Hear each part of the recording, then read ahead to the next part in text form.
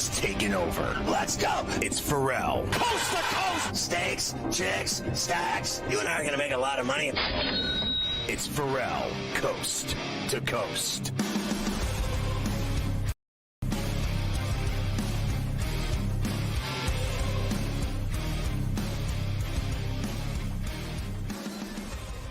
So we go to the coup de grace, the final hour of love here on C2C on a Tuesday. I'm Ferrall with Carver High in New York City. Good to have you with us. We're talking about baseball over-unders at this point before we hit all of tonight's games and the action across the league. We certainly do. As far as the over-unders go, the Dodgers now with the most overs in Major League Baseball this year. 42, 29, and 2 to the over. A's, Cardinals, Mariners, Blue Jays, and Angels also on the upside. As far as the unders, the Rangers with 48 unders this year. The Pirates are right there as well. 43 unders for them. Brewers, Mets, Astros, Rays, the best under teams so far. I'm not surprised at all. Like at the Pirates, they got great pitching and they don't score runs. The Mets, great pitching. The Astros, they've had great pitching. The Rays, they've had great pitching. I mean, let's face facts. Look at the Pirates. Look at Skeens. I mean, he gives up one or no runs every time he pitches and never wins. They never score a run. I mean, ever. Their idea of a good game, the Pirates, is 2 runs. That's it. That's all there is to it. What did they do at Wrigley Field this weekend? Did they ever score more than 2 runs? No. They just, it's 1 or 2 runs a game. They're awful. And they never do anything about it. You know what? That idiot owner of theirs, Nutting, he should have, just said, screw it. I'll take Devers for $250 million. Honestly, they finally would have had a bat. He has no intention, that guy, of ever paying anyone that kind of money. Not one player ever will make that kind of money in Pittsburgh. But they used to have him in Barry Bonds, and they let him go. They let everyone go. They let every single great player go, and they'll let Skeens go too, because they don't know what they're doing in Pittsburgh. Did you see Skeens on the day off yesterday was hanging out, I guess, at the College World Series? Yeah. Watching LSU, and he was at that place where they get all the Jell-O shots, and they keep writing on the board how many Jell-O shots they got there. Yeah. That was Skeens' day off yesterday. Why the hell not? Might as well go have some fun. He's got a lot of money, and he's miserable, so I'd be drinking more than Jell-O shots, I can tell you that much. Let's get to tonight. We'll start in Miami. Jell-O shots are for girls. I'm a grown man over here. They Mafia, load up get the Jell-O shots out there in Omaha. again, for God's sakes. Phillies and the Marlins now, they moved this up. This was supposed to be, I guess, 6:45. Now they're going to play just after 6 o'clock East. So that way everybody can try to be done in time for the Panthers tonight down there in South Florida. Jesus Luzardo returns to Miami, of course, pitched there for a while. This time, though, he's with the Phillies. Our pal Cal Quantrill, goes for the Fish. -180 for Philly, plus $1.50 for Miami, and an 8.5. I'll run line Luzardo. Remember me? Phillies will win again. That'll be 6 in a row. Remember me? Why not? Speaking of the Pirates and Paul Skeens, he's not pitching tonight, but Bailey Falter will pitch tonight in Detroit against the Tigers. Casey Mize goes for them. -210 for Detroit, plus $1.75 for Pittsburgh, and an 8.5. Now look, I don't deny Larry Mize has been good for the Tigers, but I think Bailey Falter has been the second best pitcher on the Pirates, without a doubt. And I'm going to go Rogie Vachon here and take him to upset the Tigers in Detroit. And it's a fat $1.75.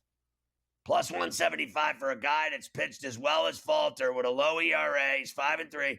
Mize is 6-2. I'm going Rogie Vachon. The Pirates are going to win tonight with pitching, not with runs. It's going to be another 2-1 game. By the way, Skeens will face the best team in the American League, the Tigers, on Thursday afternoon. He will pitch the final game of the series in Comerica against the Tigers. He's must-see TV. He is. Colorado still in Washington as the Nats try to bust up a 9-game losing streak, and they'll look to Michael Soroka to do it. Antonio Santazella goes for the Rockies. Imagine this. Imagine losing 9 games in a row, and you're minus 200 tonight. That's what Washington is. Plus 165 for the Rockies, and an 8.5.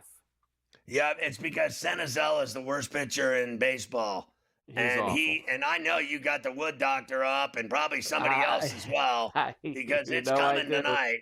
It's coming tonight. It's the Nats tonight. The losing streak ends. This guy he might as well throw underhanded. He's so awful. That was an auto for me. I saw a book hang the Wood Doctor in the 400s this morning. I went, boop, got right in there before that changed. Sure enough, they're in the 3s now. Next up for you, Arizona will be in Toronto against the Blue Jays. Brandon Pfaadt and the Basset Hound tonight. Minus 125 for Toronto, plus 105 for the Snakes, and an 8.5. I know this sounds crazy, but the Basset Hound's never lost to Arizona in his career, and I'm gonna bet him. I already did this morning. Bet him minus $1.25. I took the Jays. The Yankees will try again tonight against the Angels at the stadium. They'll send Will Warren out against Kyle Hendricks. The Yankees minus 250, plus 205 for Anaheim, and a 9.5. I'll take that. Warren Miller Films is going to win the game tonight, but they'll win at best by a run because they haven't been scoring any runs. So give me the Angels plus the 1.5 at plus 102 just for shacks and giggles. I hit the Angels last night. Who's laughing now? Don't forget, if you want to flip over from the hockey game, you're going to get that extended Garrett Cole in the booth with Michael Kay on the Yes Network. Whoa. So if you want to go and listen to Garrett Cole perfect his future broadcasting career, you have the opportunity to do that. Maybe they should put him with the Soul Man and get rid of Susie. There's an idea. Probably not the worst idea I've never been nice about her. I know. The Twins I can't even look at her, let alone listen to her. Andrew Abbott for Cincinnati tonight at home against the Twins, who have Uncle Festa going tonight. David Festa, Uncle Festa, minus 130 for the Reds, plus $1.10 for the Twins, and an 8.5. I also bet this one this morning. Your boy Abbott and Costello is 6-1. He means business. I bet it at minus $1.26. I think it's at like $1.27 now. I took the Reds at Great American, and they've been playing really well. Ellie's been popping the ball. I wouldn't be surprised. Ellie hits one tonight against your boy Fest, the smelly cheese. Yeah, Ellie's got a real low number tonight, but I wouldn't be surprised if he did homer against Uncle Festa. Big stretch for the Mets starting tonight, Scotty. Series against the Braves, series against the Phillies, another series against the Braves. Chance for them to extend in the NL East. David Peterson and Spencer Schwellenbach tonight. Minus 135 for the Braves, plus $1.15 for the Mets, and an 8.5. Yeah, I took the 117 plus side with the Mets and your boy Peterson.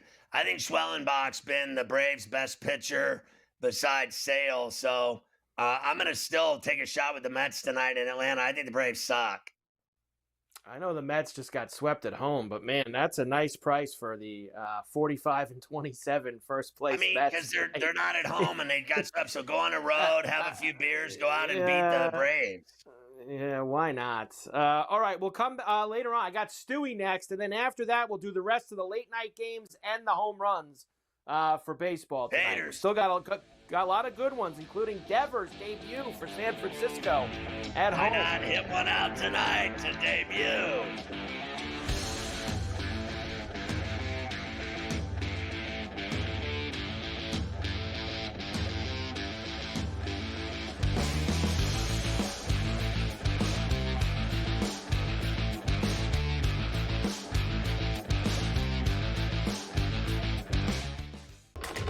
Enter into the magical world of McLuck.com, where even the smallest of spins can win real cash prizes.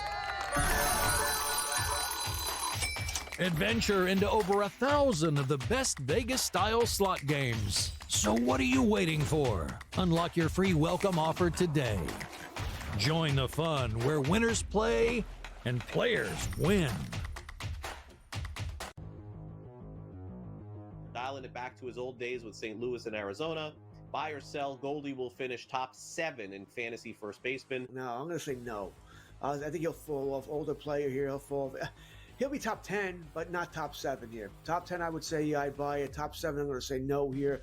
I think he'll put up decent numbers here. Not as good as he was. I don't think he's going to bat 340, 350 all year long. Fantasy Sports Today, only on SportsGrid. I'm with you in that you're going to have to take calculated risks. And that's what Leon Rose has been about since he's been here. And he's been measured. He hasn't been gung-ho in terms of mortgaging this franchise's future for immediate gains. They have had a prudent approach, and you're going to have to roll the dice in certain respects to get to that top level. And you're right, Donnie, when you look at next season, all things considered, you hope that they're healthy, and if they roll over, say, 85 to 90% of this roster, this is a top 3 team in the East. With Boston coming down, Milwaukee's going to come down, and so you have to figure it's going to be Indiana, the Knicks, the Cleveland Cavaliers in some sort of order in the preseason rankings. And so where they go from here, Jason Kidd is obviously the hot name right now. Both sides are interested from what we've heard in terms of Kidd and the New York Knicks. Is he that championship caliber coach to take the Knicks there? The Early Line, only on SportsGrid. Every 5 days, it's really exciting when Skeens pitches, and it's terrible watching him pitch because every time he pitches, they don't score. Having him hit the lineup probably would actually help when he pitches. There's no way to do it because you can't, but it's beyond frustrating. And the numbers will tell you, the books have adjusted. Ferrall Coast to Coast, only on SportsGrid.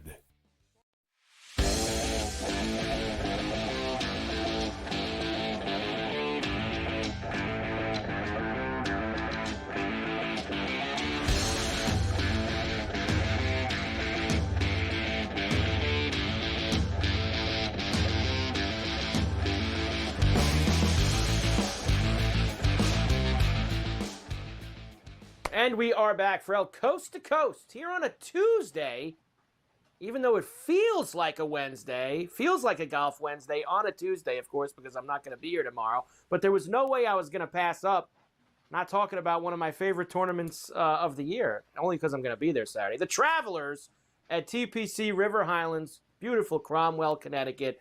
And Keith Stewart from Read the Line, as always, is with us every week, getting us ready for this week's event. And what's been a very rainy Cromwell, Connecticut for Keith, so I can hear it raining above his head right now. Hi, Keith. How are you? I was wondering if you could hear the pitter-pat on this, in this staging area I'm in here with the wonderful step and repeat behind me. Yes, it is currently pouring and has been all day up here in lovely Cromwell, Connecticut. Everybody loves Cromwell. We'll get to the Travelers in a little bit. I have some other things first. First of all, the U.S. Open on Sunday. Speaking of rain. Let's talk. You talk about Soakmont. J.J. Spawn shoots 40 on the front. Bogeyed, what was it? 3 of his first 4, 4 of his first 5, whatever it was. And then comes back with everybody falling back towards him and plays really to the holes. That's why I can't really argue about it. The way he played 17 and 18 in the conditions that we had, God bless him. He deserves all the flowers he gets. But I'm going to ask you the same thing that I asked Smiley Knight yesterday. I love the toughness. I love the hard course. I think it's great. Everyone loves that about the U.S. Open. I don't need a monsoon on top of that to make it even more ridiculous and challenging. I think it was a joke what they did to Burns out in the fairway, and they should. Now, I don't think it made a difference in him winning the tournament, but I think it's nonsense they didn't move his ball. And honestly, Keith, I know that the USGA and NBC don't want to do it. They should have never went back out after that delay, and they should have brought everybody back Monday morning and finished the back 9. So there's a lot to unpack there, Mike. And having been there, there was a lot of rain and the break itself. But let's go with J.J. Spawn and Bobby Mack and those guys that played really, really well after the restart. Congratulations to J.J. Spawn. He birdies the last 2 holes in the U.S. Open under very, very difficult conditions. Congratulations to him, his camp, everyone involved, the electric putt at the end.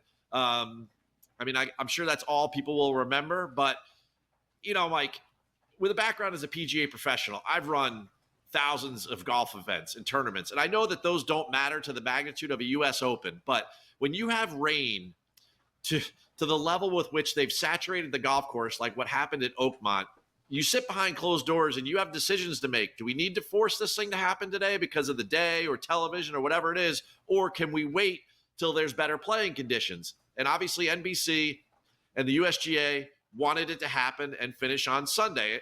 And I get that. But when you make that decision based upon the golf course, there's going to be collateral damage. And you don't know where that's going to come.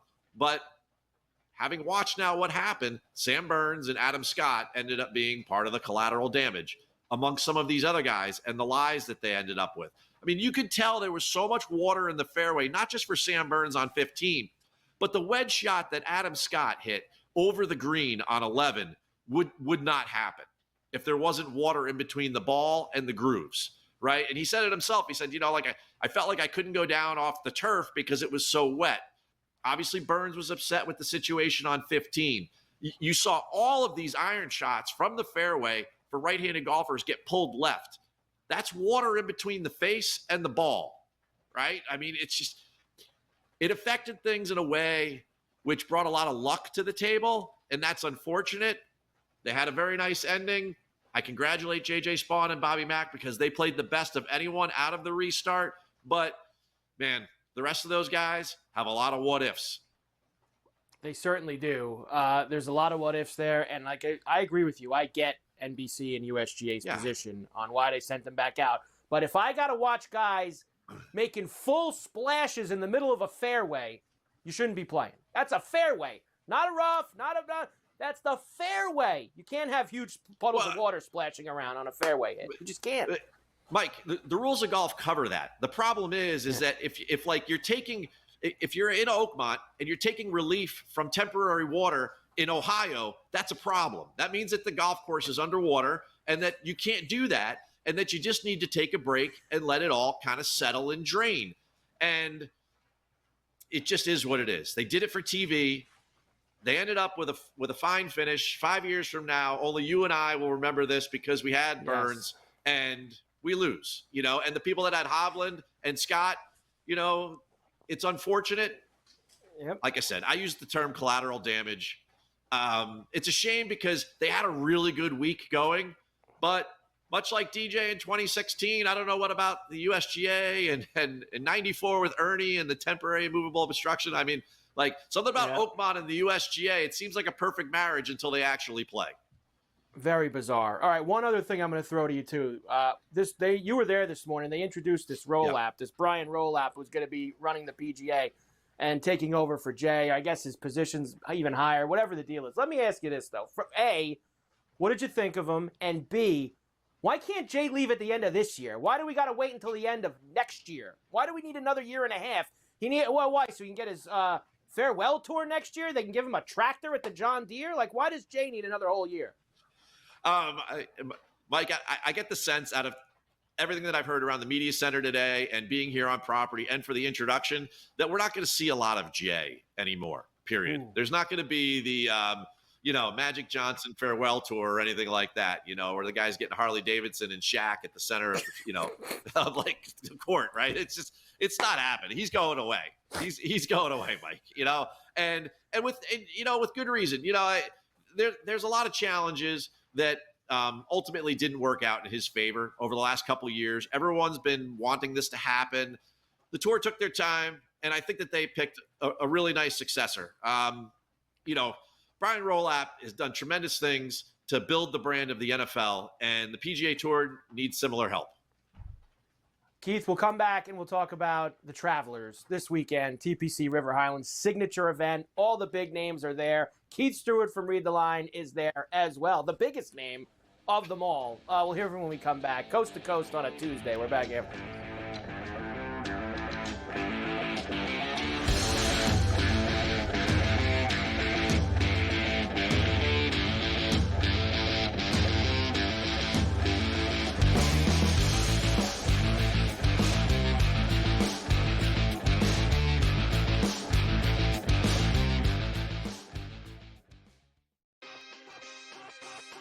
here we go at Oakmont. Let's start with the course. What do we know about this course? How long is the rough, and does course history come into effect for you this week? The U.S. Open has always been billed as the most difficult test of golf there is on the planet. And I tell you what, it's often labeled as the most difficult golf course in the world is Oakmont. Game time decisions. Only on SportsGrid. We don't want you playing here. Can you move positions? Do something else. He starts the season like 0 for 150, it felt like, and finally finds himself in a groove at the plate, hitting 272. 15 home runs on the season? Now he's shipped to San Francisco. What is management going to do? Nobody who's paying you $313.5 million is going to hear anything from you. They'll figure out a way to get rid of you, and that's exactly what they did. The early line, only on SportsGrid. Every 5 days, it's really exciting when Skeens pitches, and it's terrible watching him pitch because every time he pitches, they don't score. Having him hit the lineup probably would actually help when he pitches. There's no way to do it because you can't. But, yeah, it's beyond frustrating. And the numbers will tell you, the books have adjusted. Ferrall coast to coast, only on SportsGrid. Dialing it back to his old days with St. Louis and Arizona. Buy or sell, Goldie will finish top 7 in fantasy first baseman. No, I'm going to say no. I think he'll fall off. Older player here. He'll be top 10, but not top 7 here. Top 10, I would say I'd buy it. Top 7, I'm going to say no here. I think he'll put up decent numbers here. Not as good as he was. I don't think he's going to bat 340, 350 all year long. Fantasy Sports Today, only on SportsGrid.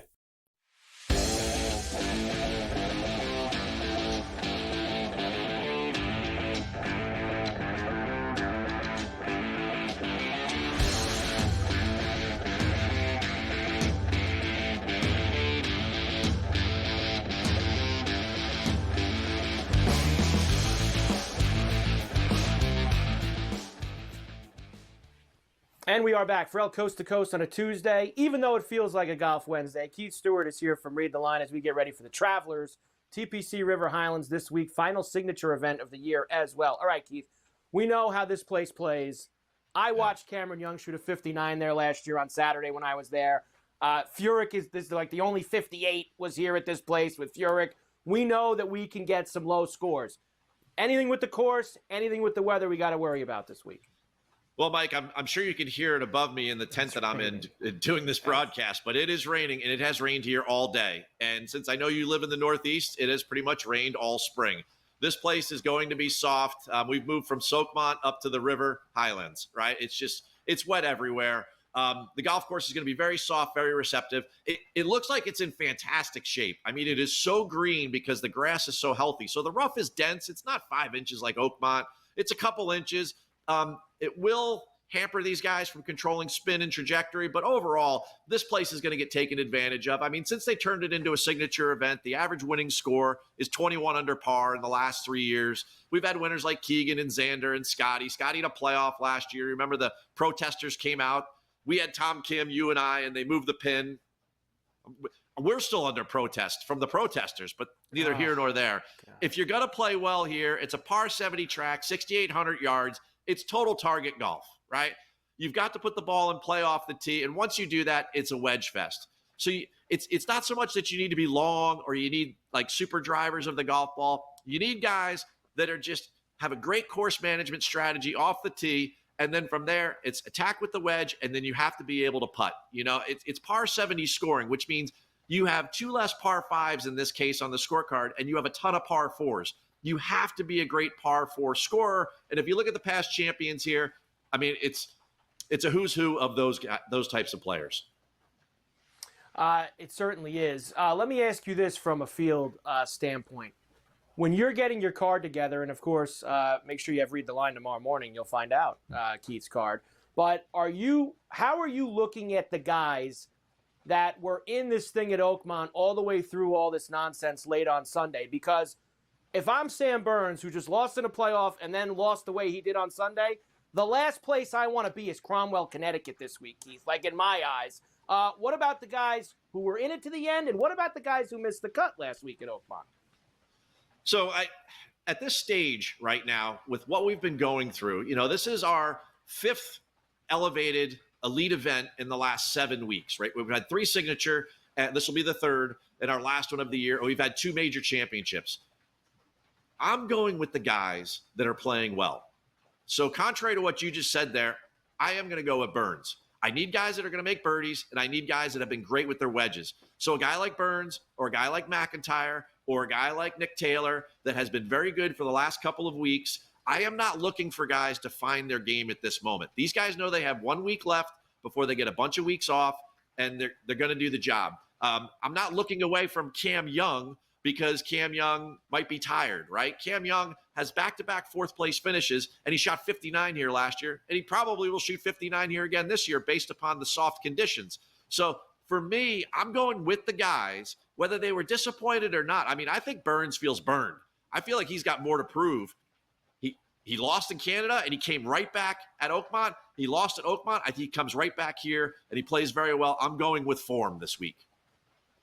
I like that, Keith, because that's why I want to hear that from you, because I think that is the biggest narrative, is that these guys are tired or they're, they've had enough after a very tough, grueling weekend at Oakmont, that they're going to fall off. And they showed that clip of JT out at the range on Saturday, even though he missed the cut, and Cantlay always plays well here. You have a lot of guys who missed the cut. Cantlay does love this place, Keith. He always plays well at Cromwell.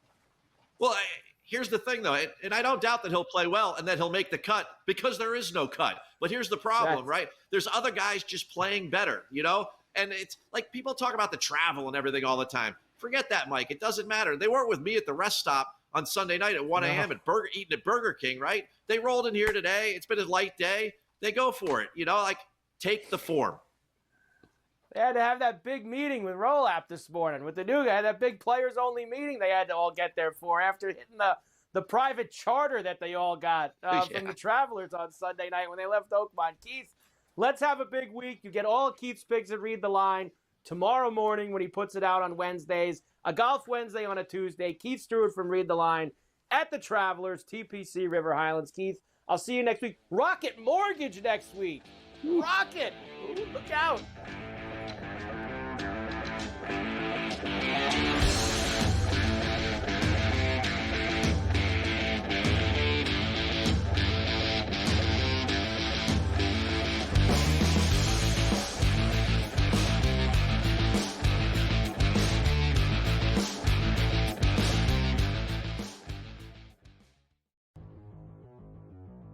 Dialing it back to his old days with St. Louis and Arizona. Buy or sell, Goldie will finish top 7 in fantasy first baseman. No, I'm going to say no. I think he'll fall off. Older player here. He'll be top 10, but not top 7 here. Top 10, I would say I buy it. Top 7, I'm going to say no here. I think he'll put up decent numbers here. Not as good as he was. I don't think he's going to bat 340, 350 all year long. Fantasy Sports Today, only on SportsGrid. I'm with you in that you're going to have to take calculated risks. And that's what Leon Rose has been about since he's been here. And he's been measured. He hasn't been gung-ho in terms of mortgaging this franchise's future for immediate gains. They have had a prudent approach, and you're going to have to roll the dice in certain respects to get to that top level. And you're right, Donnie, when you look at next season, all things considered, you hope that they're healthy, and if they roll over, say, 85 to 90% of this roster, this is a top 3 team in the East. With Boston coming down, Milwaukee is going to come down, and so you have to figure it's going to be Indiana, the Knicks, the Cleveland Cavaliers in some sort of order in the preseason rankings. And so where they go from here, Jason Kidd is obviously the hot name right now. Both sides are interested from what we've heard in terms of Kidd and the New York Knicks. Is he that championship caliber coach to take the Knicks there? The Early Line, only on SportsGrid.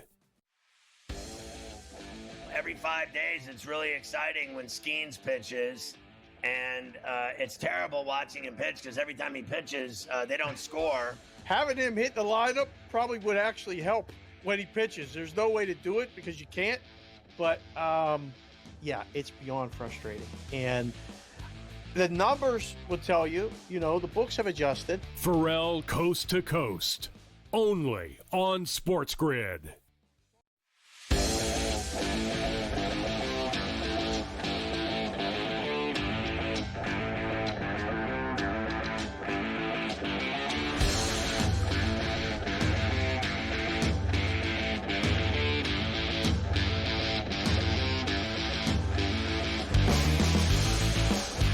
Unequaled Stewie live getting ready for the Travelers in Cromwell, Connecticut, where the rich people live.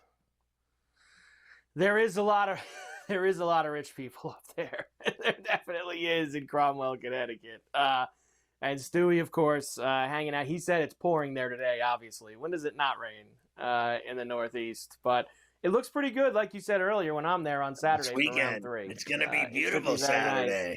It'll be Nice steamy and crispy. sunny. I'm getting there nice and early. I'm going to get myself all set up, have some matchups for whoever's going out in the first couple groups, and we'll get ourselves all set up. Out Who are you going with? JJ and cousin Sean? Who's going on this excursion?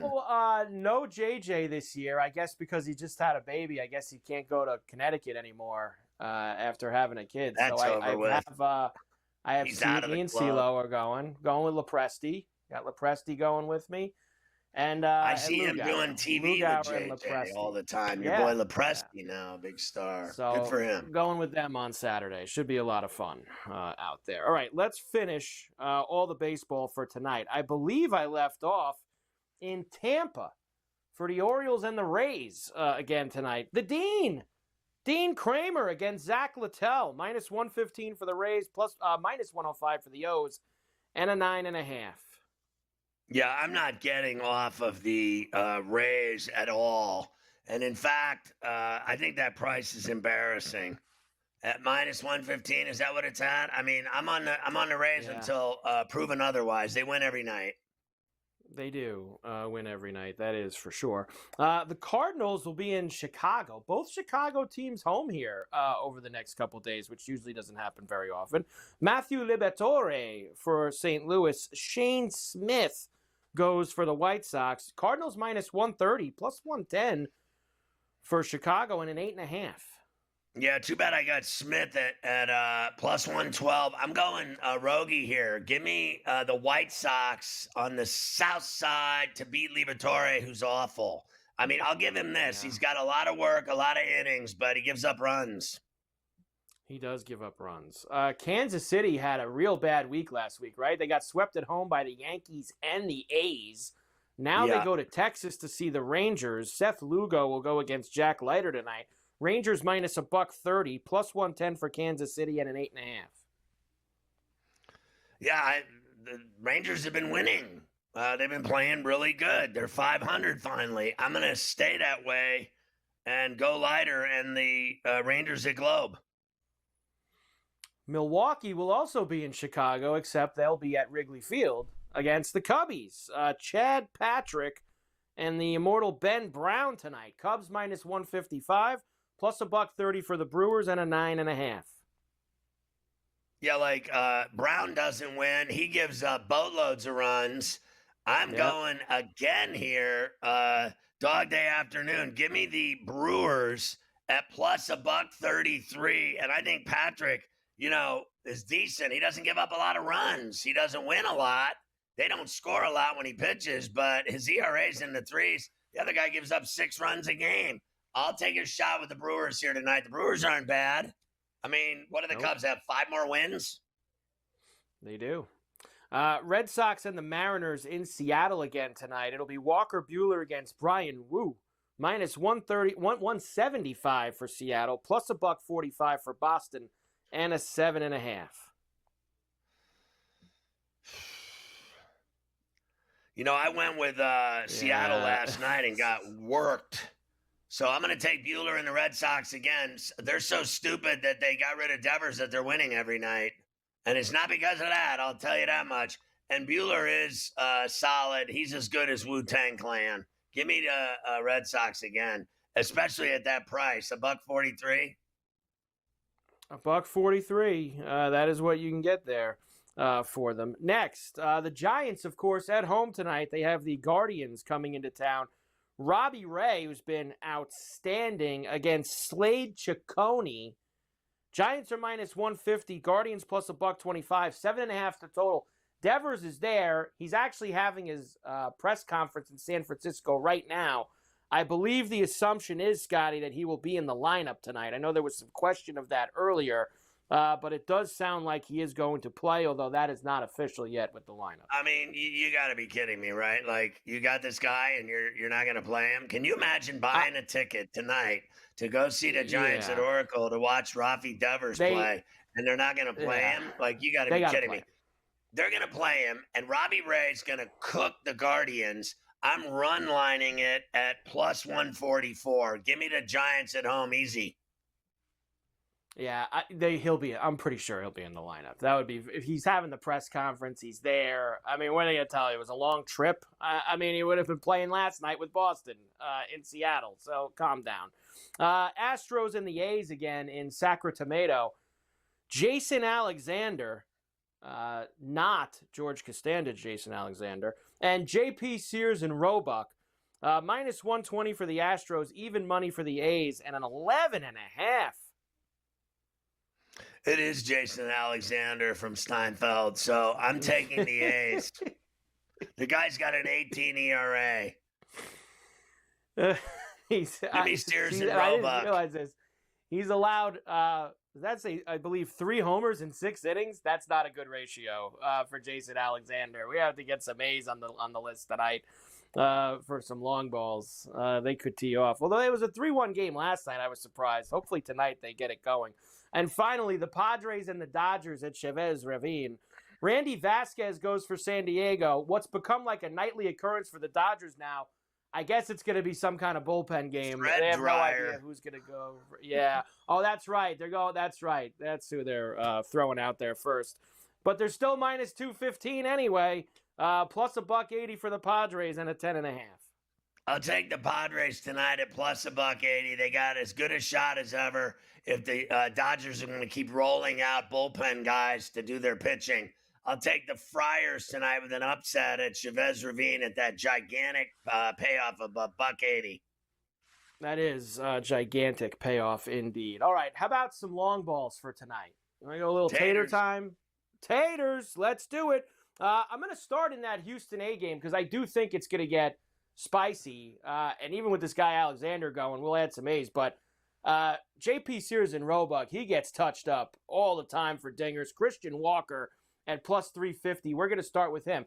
Pete Crow Armstrong, the wind slightly blowing out to center field at Wrigley tonight. Plus 400. Let's go. Brandon Lau homered last night. Let's do it again. Plus 420 against the Dean. He's got great numbers off him. Anytime they put Pete Alonso into 4s, I don't really care who he's facing. I'll bite. Plus 430 for the Polar Bear tonight against Spencer Schwellenbach. You said it earlier, the Wood Doctor against that Santazella. Plus 440. I think it's in the 3s now. I'd probably still play it. And also good hitting weather for the White Sox-Cardinals game, Scotty. A little deep shot here. Alec Burleson at plus 540 off of that Smith for the White Sox. So Christian Walker, PCA, Lau, Alonso, the Wood Doctor, and Burleson on a Dinger Tuesday to get us rolling here. Let's go.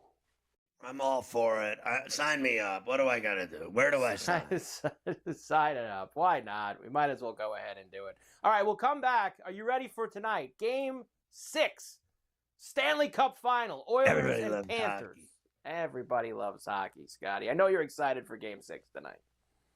Yeah, I got to tell you, I'm not excited for it because I have a feeling what's going to happen is not going to be pretty. They have, I think, completely taken over this series. I think they're killing them. I mean, they're just like doing whatever they want. They score in droves.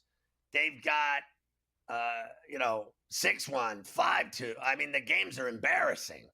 They've just been absolutely roasting them. You can't stop this team from winning the Stanley Cup. Bobrovsky's 1 win away. He's going to get it done. I hate to say it because I was on the Oilers the whole season, and I'm disappointed in him, to be honest with you.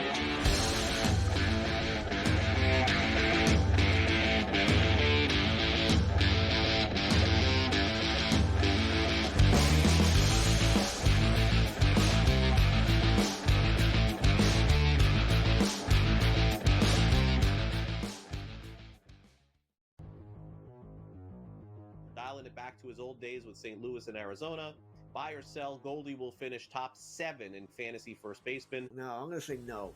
I think he'll fall off. Older player here. He'll be top 10, but not top 7 here. Top 10, I would say I'd buy it. Top 7, I'm going to say no here. I think he'll put up decent numbers here. Not as good as he was. I don't think he's going to bat 340, 350 all year long. Fantasy Sports Today, only on SportsGrid.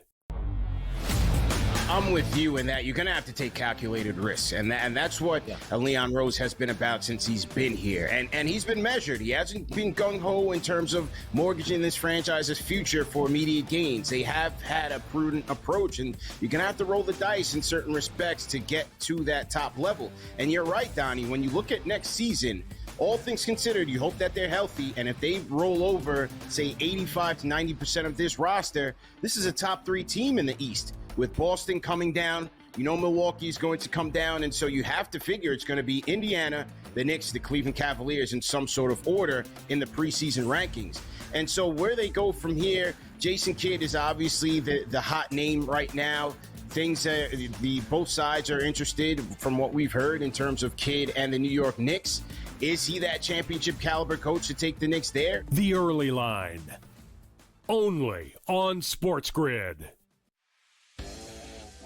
Every 5 days, it's really exciting when Skeens pitches, and it's terrible watching him pitch because every time he pitches, they don't score.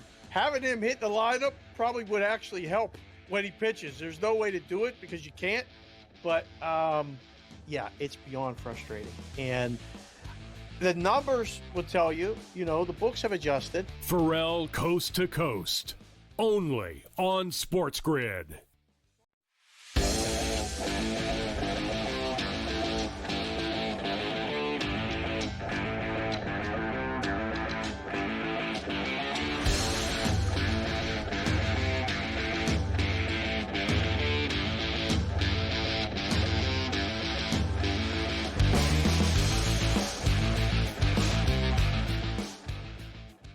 So I don't know if you knew this or not. Last year, McDavid was better.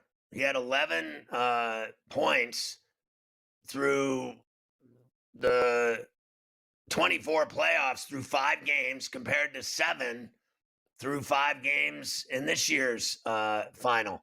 All I know is I told you before, Draisaitl's been the better player. And then when you look at Florida, the thing that amazes me, Mike, is every game, they lost in overtime in game 1 on the Draisaitl. Then they scored, they win in double overtime on a Marchand goal with 5 goals. Then they score 6 goals. Then they lose when they were up 3-0. They lose 5-4 in overtime. Draisaitl again. Then they kick their ass and put 5 on them. I mean, let's face facts. Even when they play bad, they still score a bunch of goals. They're just better. They're better than the Oilers. They are just better, and I agree with you. McDavid really, other than a couple flashes, he has been held down. One goal. He has not done a lot. He had the 1 goal in the game the other night where they got smashed, and that one play that he made in game 2 to give it to Draisaitl, that highlight reel play. Other than that, he really hasn't done much. The Oilers will go back to Stuart Skinner tonight in goal from Picard. Here is Connor McDavid. We'll start with him. He knows and understands, it looks like, the pressure that is on him to win the Cup. Connor, you're the greatest player in the world. How much extra pressure is there for you to win this game and drag it back to Edmonton and win a Stanley Cup? That's a pretty heavy question. I don't think about it that way. If you think about it that way, you'd be probably pretty crippled in terms of and how you prepare and how you play. So, why's that? It's a big game. Everybody knows that. I know that, and I'm looking forward to it. It's fun hockey. It's been a fun series to be a part of. The Cup will be in the building. It's those games are what you dream of. Obviously, it's not for us, but. Anytime the Cup's in the building and you're playing, it's a good sign. Yeah, I got to tell you, that's a weak answer. Here's the deal. Lemieux, he went out and just did it. Crosby went out and just did it. Patrick Kane went out and did it. So did Jonathan Taves. Yzerman went out and did it. Patrick Waugh went out and did it. I could go on and on for an hour talking about this, of teams and great players that just go get it. They just like, this is mine. I'm winning. I'm not having this.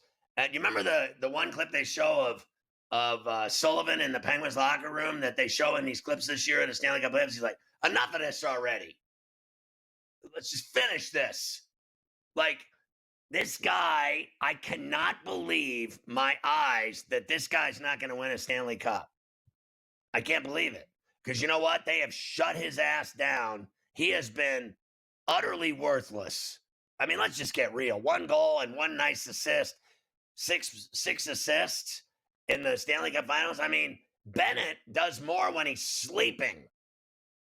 Bennett has more points asleep than McDavid does in the finals.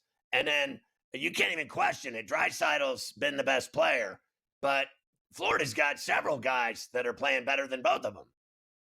Marchand is one of them. Reinhardt's another. And, you know, I mean, let's face it, Verhaeghe hasn't done anything in this series. He's had like 1 goal, right? Like, all these other guys have done way more.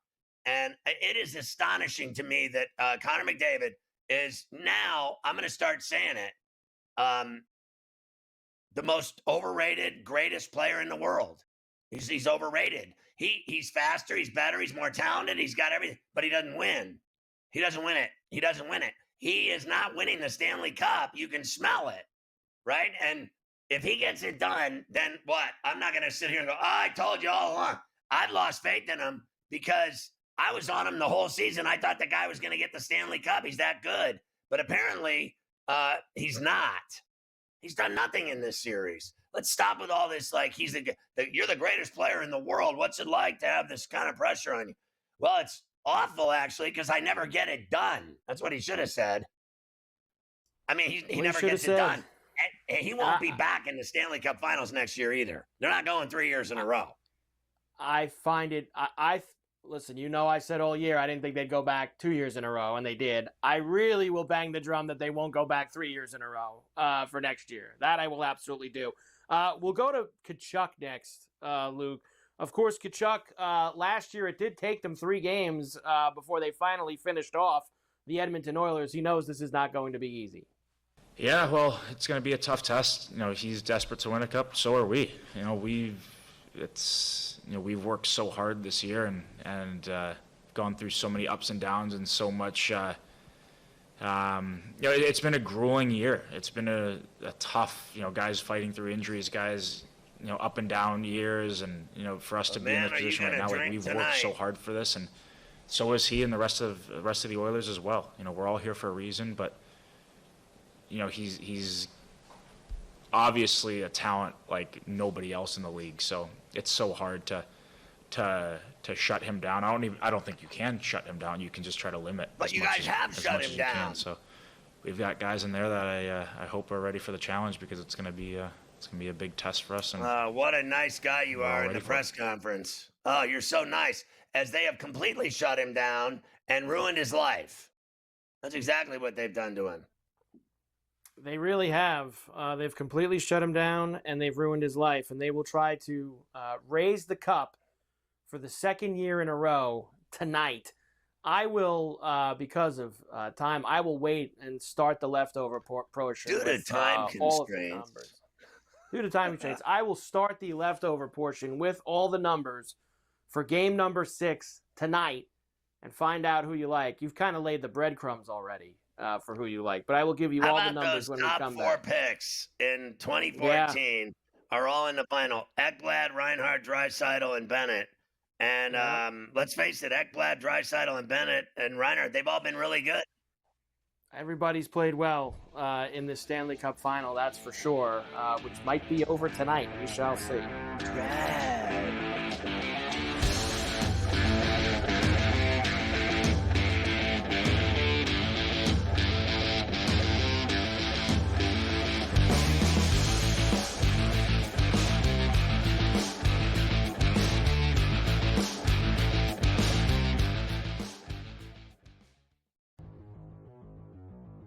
dialing it back to his old days with St. Louis and Arizona.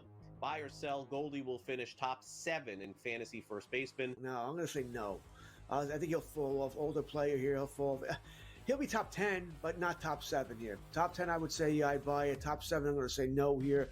I think he'll put up decent numbers here. Not as good as he was. I don't think he's going to bat 340, 350 all year long. Fantasy Sports Today, only on SportsGrid.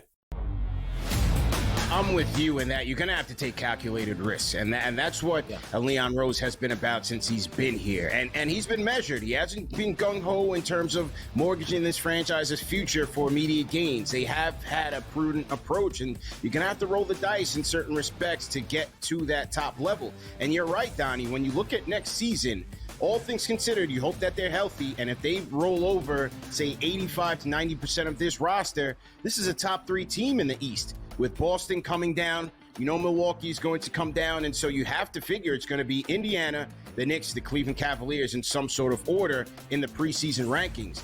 And so where they go from here, Jason Kidd is obviously the hot name right now. Both sides are interested from what we've heard in terms of Kidd and the New York Knicks. Is he that championship caliber coach to take the Knicks there? The Early Line, only on SportsGrid. Every 5 days, it's really exciting when Skeens pitches, and it's terrible watching him pitch because every time he pitches, they don't score. Having him hit the lineup probably would actually help when he pitches. There's no way to do it because you can't, but yeah, it's beyond frustrating. And the numbers will tell you, the books have adjusted. Ferrall Coast to Coast, only on SportsGrid.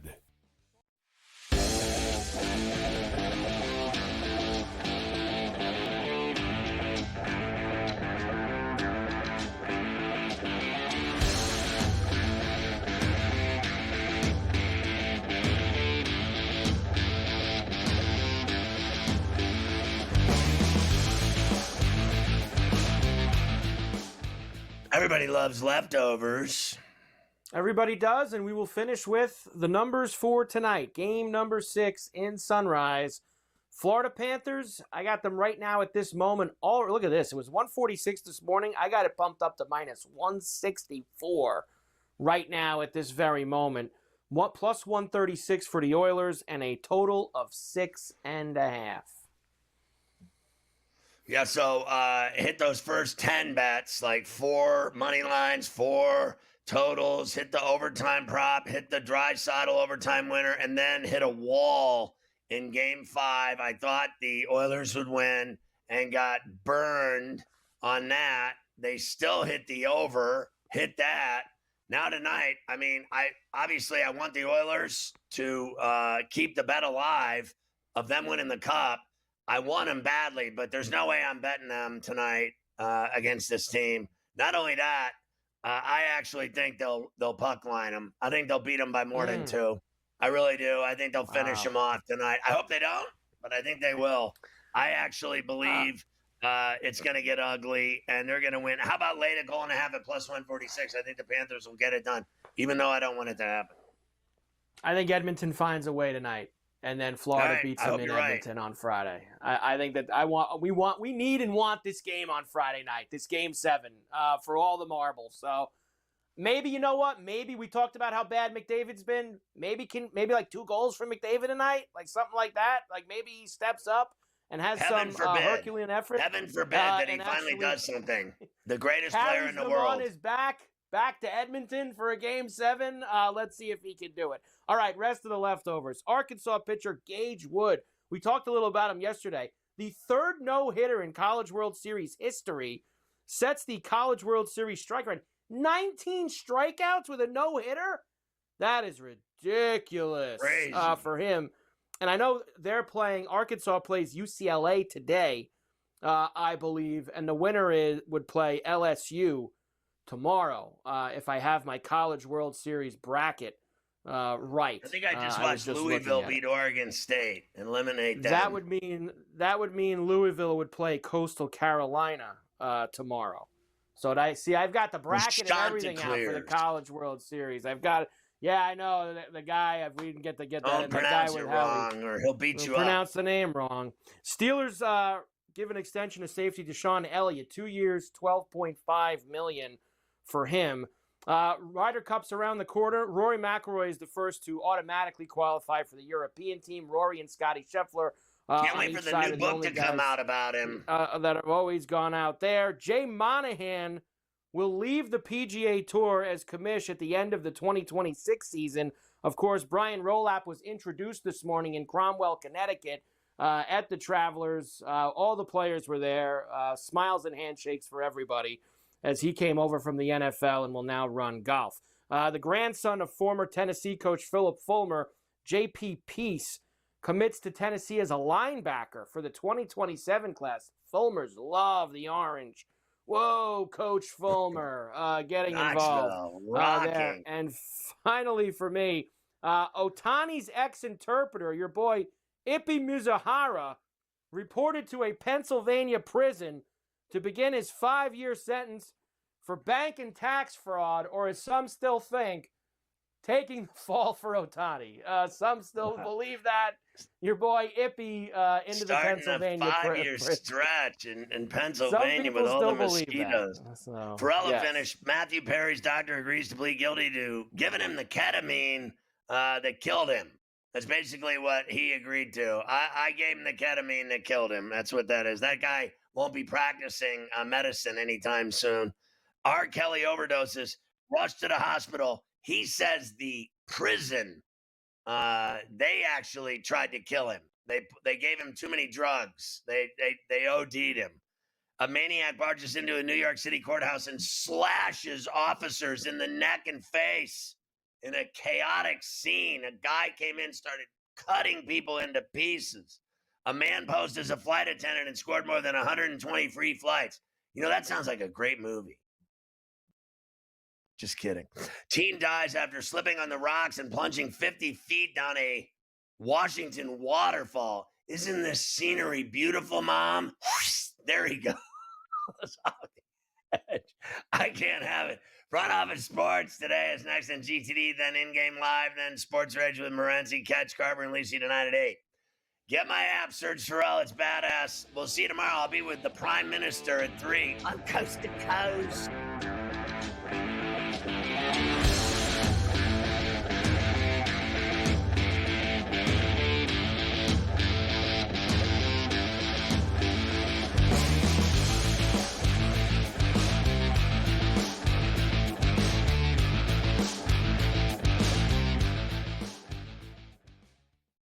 May 5th at 7:30 p.m. Ditch the guesswork. Ben Stevens, Kevin Walsh, James Young, and Tom Vecchio have your NBA draft betting coverage, pick by pick, bet by bet, all night long. We got all the insights and expert analysis, because betting blind isn't a strategy. Coverage starts at 7:30 p.m. on June 25th, only on SportsGrid. The Minnesota Vikings, J.J. McCarthy, who had such a good training camp last year, and it looked like he was pretty good, I believe, in the preseason, if I'm not mistaken, ended up going down for the full year. The Vikings are still obviously committed to him. They knew that McCarthy was going to be available at some point in June.